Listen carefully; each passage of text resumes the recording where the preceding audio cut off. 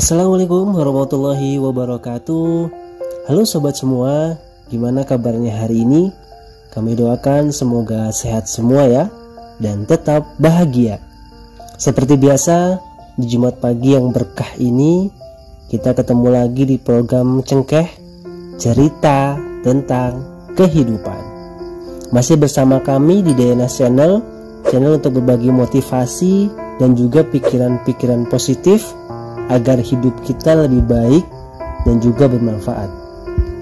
Baik sobat, mari kita sambut pagi ini dengan ucapan saya sehat dan saya bahagia.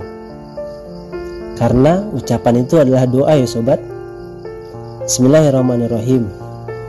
Pagi ini kita akan berusaha mengambil makna atau hikmah dari hewan yang sering dijadikan simbol penguasa cakrawala. Apa itu? Ya, dia adalah burung elang.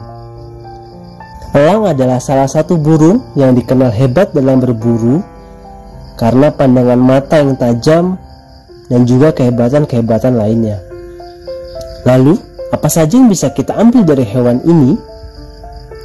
Ya, setidaknya ada 8 filosofi elang yang bisa kita jadikan pedoman hidup. Yang pertama, fokus pada tujuan. Elang adalah salah satu hewan yang memiliki pandangan yang sangat tajam. Dalam membidik mangsa, burung elang bisa melakukannya dari jarak puluhan kilometer. Kemampuan berburu elang ini juga didukung oleh kecepatan terbangnya yang mampu mencapai kecepatan 300 km tiap jamnya. Wow, sungguh kemampuan yang luar biasa ya sobat. Itulah sebabnya elang termasuk kelompok hewan yang hampir selalu berhasil dalam hal berburu. Lalu apa hubungannya dengan pedoman hidup? Ya, kemampuan elang dalam berburu ini dapat dimaknai bahwa untuk selalu fokus dalam menjalankan hidup. Fokuslah pada tujuan-tujuan yang ingin kita capai dengan mengerahkan segala kemampuan terbaik kita. Anggaplah bahwa tujuan akhir kita adalah sang mangsa seperti yang dilakukan oleh burung elang tadi. Kerahkan usaha terbaikmu untuk mencapai mimpi-mimpimu. Yang kedua, tingkatkan potensi diri. Seperti yang kita ketahui bersama, bahwa elang suka terbang lebih tinggi dari burung yang lainnya. Kenapa demikian? Karena semakin tinggi ia terbang, maka semakin kencang pergerakan angin yang ia dapatkan. Elang justru mencari angin kencang untuk mengistirahatkan sejenak sayapnya dari gerakan mengepak saat dia terbang. Nah, selain terbang tinggi, elang juga suka tinggal di tempat-tempat tinggi seperti di puncak pohon, di daerah pegunungan. Nah, apa makna yang bisa kita ambil nih sobat?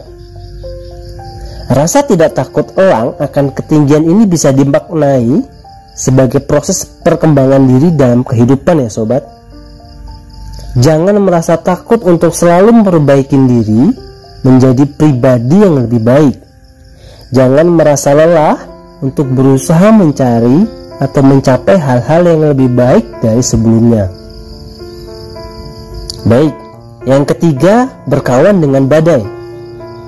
Hal yang mungkin kita tidak ketahui adalah ternyata elang suka mencari angin badai di saat hewan lain justru menghindari terjangan badai. Kenapa bisa begitu ya sobat semua? Pasti kita bertanya-tanya.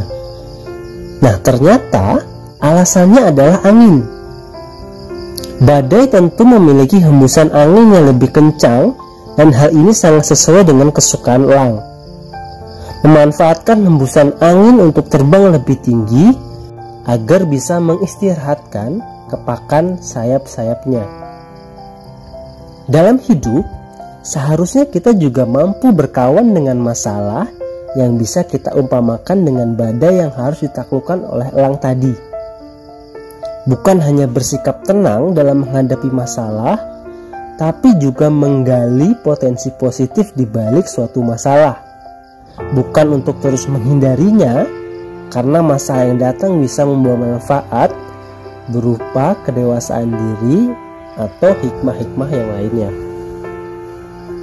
Nah, yang keempat, berdikari alias berdiri di atas kaki sendiri. Pernahkah kalian melihat elang terbang dalam kawanan atau kelompok besar? Jawabannya pasti tidak. Elang bukanlah tipe burung yang suka terbang dalam kelompok. Elang cenderung lebih suka terbang sendiri, karena hal ini terkait dengan tujuannya dalam berburu. Elang lebih bisa memfokuskan daya penglihatannya jika terbang sendiri dibandingkan terbang secara berkelompok. Nah, kesendirian elang dalam terbang ini mengajarkan kita untuk selalu berusaha menjadi pribadi yang mandiri, baik dalam kondisi senang ataupun kondisi susah. Tapi bukan berarti antisosial atau tidak bersosialisasi ya sobat. Sendiri di sini dalam arti mandiri dan mampu menjalani kehidupan dengan kemampuan diri sendiri serta tidak menyusahkan orang lain. Yang kelima, tinggalkan hal-hal buruk. Tahukah sobat semua, elang sama sekali tidak pernah mengkonsumsi bangkai. Elang selalu berburu hewan-hewan untuk dikonsumsi dalam keadaan segar. Apa maksud dibalik semua ini? Ya, dalam berkehidupan, kita sebaiknya selalu meninggalkan hal-hal yang tidak baik dan berpotensi menjadi racun bagi diri kita sendiri. Apabila kita menerapkan kebaikan-kebaikan dalam hidup, maka yakinlah bahwa hasil yang kita peroleh pun juga sama baiknya. Yang keenam, keluar dari zona nyaman. Elang adalah penerbang yang hebat. Dari kecil, induk elang melatih anak-anaknya dengan cara-cara yang cukup ekstrim. Induk elang melatih anak-anaknya untuk terbang bahkan sejak usia 2 atau 3 bulan. Dan induk elang akan sedikit demi sedikit melepas komponen sarang tempat anak-anaknya berlindung. Tujuannya agar si anak tidak benar-benar merasa nyaman berada dalam sarang dan segera keluar sarang untuk belajar terbang dan berburu. Tidak sampai berhenti di situ. Induk elang juga sengaja memberikan makan kepada anaknya dengan metode sedikit pancingan. Induk elang akan menggigit makanan di paruhnya sembari terbang berkeliling di sekitar sarang. Dan ia akan mendorong anak-anaknya untuk sedikit bergerak keluar sarang agar anak-anaknya berani keluar dari nyamannya sarang yang mereka tinggali.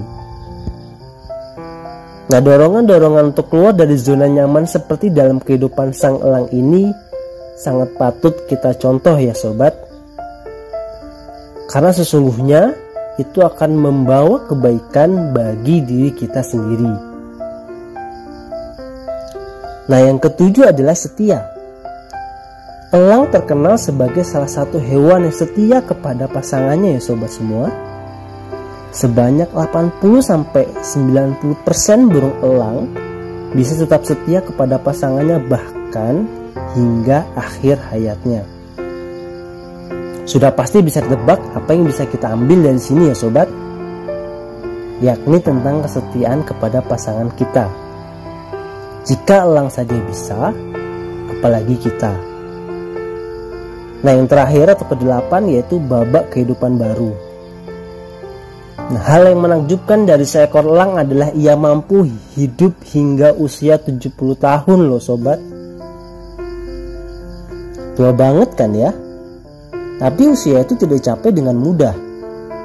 Ada cerita unik di balik usia panjang sang elang. Ketika elang mencapai usia 40 tahun, sebenarnya fisik luar elang sudah mulai mengalami penuaan. Mirip dengan kita. Paruh elang mulai memanjang dan bengkok hingga mengenai dadanya. Bulu-bulu di sekitar tubuhnya juga tumbuh lebat dan menjadi semakin berat. Kondisi fisik elang ini otomatis membuatnya sulit untuk terbang dan apalagi untuk berburu. Nah, ketika elang mengalami kondisi tersebut, elang akan berusaha terbang ke tempat tertinggi yang bisa ia capai Kemudian dia akan berdiam diri di sarangnya tersebut selama kurang lebih 150 hari. Apa tujuannya? Ya tujuannya untuk meregenerasi tubuhnya sendiri ya sobat. Karena pilihannya adalah tersiksa atau mati. Elang akan mulai menghantam-hantamkan paruhnya ke bebatuan hingga paruhnya terlepas sepenuhnya. Selanjutnya, ia akan menunggu hingga paruh barunya tumbuh dengan sendirinya. Paruh barunya yang tajam akan ia gunakan untuk mulai mencabut cakar-cakarnya hingga terlepas sepenuhnya. Disusul dengan pencabutan seluruh bulu dari tubuhnya. Kemudian akan menunggu hingga cakar dan bulunya kembali tumbuh dengan cakar dan bulu yang baru. Nah, setelah masa regenerasi ini, elang akan siap kembali menjalani sisa 30 tahun kehidupannya dengan energi dari kekuatan yang terbarukan. Apa hikmah yang bisa kita ambil? Ya bahwa untuk mencapai suatu impian besar dalam hidup, kita memang perlu berkorban. Pencapaian dalam hidup kita juga pasti memiliki fase-fase yang sulit dan menyakitkan bagi diri kita. Tapi percayalah, layaknya elang, setelah kesulitan akan ada kemudahan. Seperti kata pepatah, bersusah-susah dahulu, bersenang-senang kemudian. Ya itulah sobat semua, 8 filosofi elang yang bisa kita jadikan sebagai pedoman hidup. Tentu pilihannya ada di sobat semua. Apakah kita akan menjadikannya sebagai pedoman atau hanya sebagai pendengaran semata? Bersiaplah menghadapi berbagai masalah demi tercapai tujuan masing-masing. Bangkit meraih mimpi atau tidak sama sekali. Semoga berhasil dan terima kasih atas perhatiannya. Jangan lupa sobat semua, jika masih ada filosofi lain yang bisa kita ambil dari seekor elang, bisa dituliskan di kolom komentar ya sobat. Tetap semangat, salam sehat dan salam bahagia. Saya Dedi. Terima kasih. Wassalamualaikum warahmatullahi wabarakatuh.